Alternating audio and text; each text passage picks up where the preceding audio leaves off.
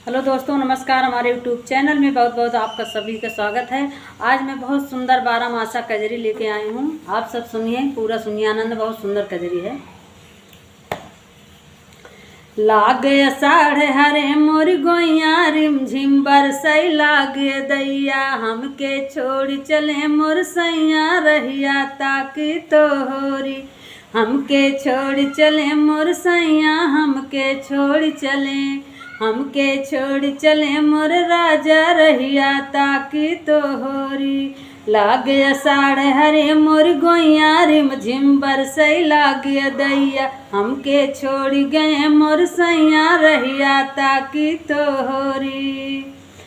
यहरी लागई मास सवनवा, भावै नाही घर आंगनवा, बरसई रातौ दिन आंगनवा, घेरे आवै बदरी। बरसई रातौ दिन आंगनवा, बरसई रातौ दिन आंगनवा, घेरे आवै बदरी। लागे अषाढ़ हरे मोर गोइया, रिमझिम बरसई लागे दैया, हमके छोड़ गए मोर सैया, रहिया ताकि तोहरी। हमके छोड़ गए मोर सैया, हमके छोड़ गया मोर राजा, रहिया ताकि तोहरी। फागुन बिकट रात घन घोर, बनमा बोलै दादुर मोर, हम अकेली घर श्याम सोई के करी संघरी। हम अकेली घर श्याम, हम अकेली घर श्याम, सोई के करी संघरी। लागे अषाढ़ हरे मोर गोइया, रिमझिम बरसई लागे दैया, हमके छोड़ गए मोर सैया, रहिया ताकि तोहरी। यहरी लागई मास कुवार, भावै नाही घर दुआर, कांधा सुधियावै तोहार, भूलै नायक घरी। सैया सुधियावै तोहार, राजा सुधियावै, बलमा सुधियावै तोहार, रहिया ताकि तोहरी। लागे अषाढ़ हरे मोर गोइया, रिमझिम बरसई लागे दैया, हमके छोड़ गया मोर सैया, रहिया ताकि तोहरी। कार्तिक निर्मल रात सुहाती, बैठी आंगन माँ पछताती, बटैना बजर कई छाती, रोती बिरहा में भरी। फाटैना बजर कई छाती, फाटैना बजर कई छाती, रोती बिरहा में परी। लागे अषाढ़ हरे मोर गोइया, रिमझिम बरसई लागे दैया, हमके छोड़ गए मोर सैया, रहिया ताकि तोहरी। अगहन घर घर जाई गवन माता की, हमके कैया मनमा, तू तो छाया पर देसवा, सुधिया नाही हमारी। तू तो छाया पर देसवा, तू तो छाया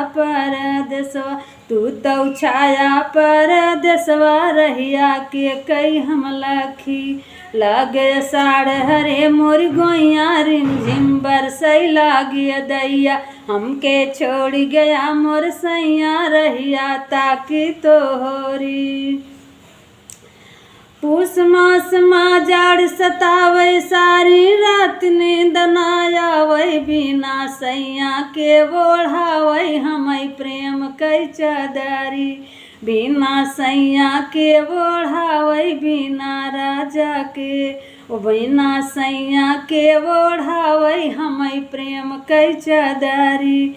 लागे अषाढ़ हरे मोर गोइया, रिमझिम बरसई लागे दैया, हमके छोड़ गया मोर सैया, रहिया ताकि तोहरी।